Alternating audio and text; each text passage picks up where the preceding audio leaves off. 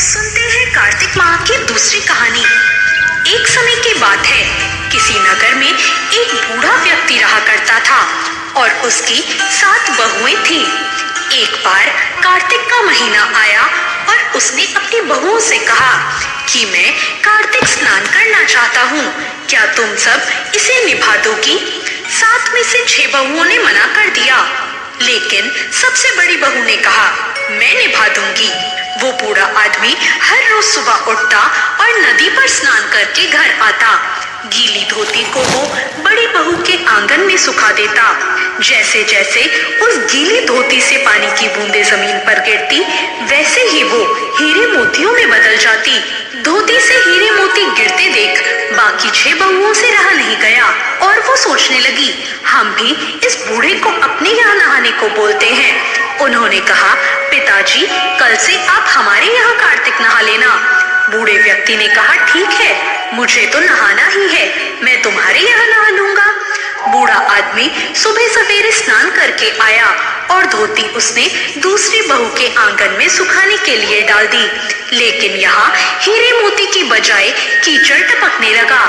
बहुओं ने ये देखा तो कहा, आप हमारे यहाँ पाप का स्नान कर रहे हैं, इसलिए यहाँ से चले जाओ और बड़ी बहू के यहाँ ही स्नान करो।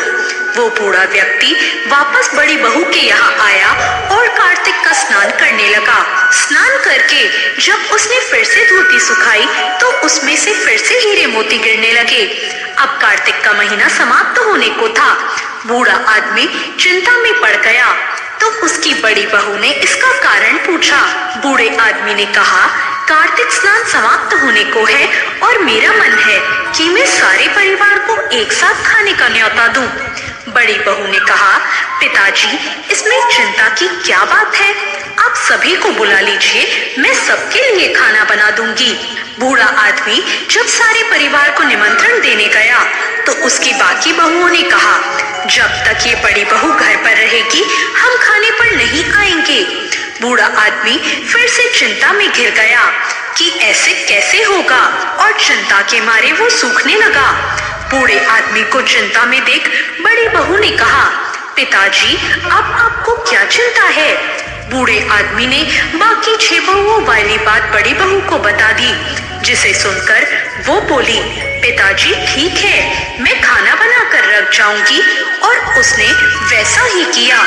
खाना बनाकर वो रखकर चली गई और अपने लिए 4 रोटी लेकर खेत पर जा पहुंची। इधर 6 बहुओं ने खाना खा लिया, लेकिन जाने से पहले बाकी बचे खाने में कंकड़ पत्थर डाल गई कि बड़ी बहू आएगी तो परेशान हो जाएगी। इधर खेत में बैठकर बड़ी बहू कहने लगी, राम जी की चिड़िया राम जी का खेत, चुगलो चिड़िया भर भर पेट। मेरे ससुर ने घर में जगह दी है और मैंने खेतों में, और वो चिड़िया को बाजरा डाल के घर आ गई। घर आई तो बूढ़ा आदमी फिर उदास बैठा था। उसने फिर पूछा, ये उदासी क्यों पिताजी? सब ठीक ठाक निपट गया ना?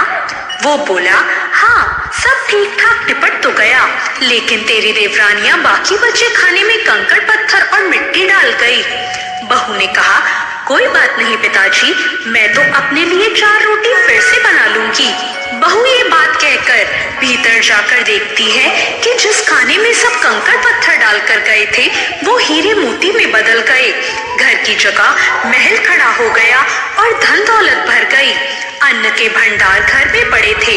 वो बूढ़े आदमी को बुलाकर कहती है, पिताजी, आपने तो कहा था मेरे लिए कुछ नहीं बचा, लेकिन यहाँ तो हीरे मोतियों के भंडार हो गए हैं। पूरे घर में धन की वर्षा हो रही है। साधारण सा घर महल में बदल गया है। बूढ़े आदमी ने ये सब चीजें देखकर कहा, बेटी, तुमने सच्चे मन से कार्तिक स्नान को निभाया था, लेकिन बाकी बहुओं ने पापी मन से इसे निभाने की कोशिश की, इसलिए कार्तिक देवता तुमसे प्रसन्न हुए और तुम्हें ये फल दिया। हे कार्तिक देवता, जैसे आपने बड़ी बहू की सुनी वैसे सभी की सुनना। तो ये थी कार्तिक माह की दूसरी कहानी। आपको ये कहानी कैसी लगी कमेंट करके जरूर बताएं और बाकी कहानियों के लिए मेरे चैनल भक्ति ज्ञान को सब्सक्राइब करना ना भूलें। धन्यवाद।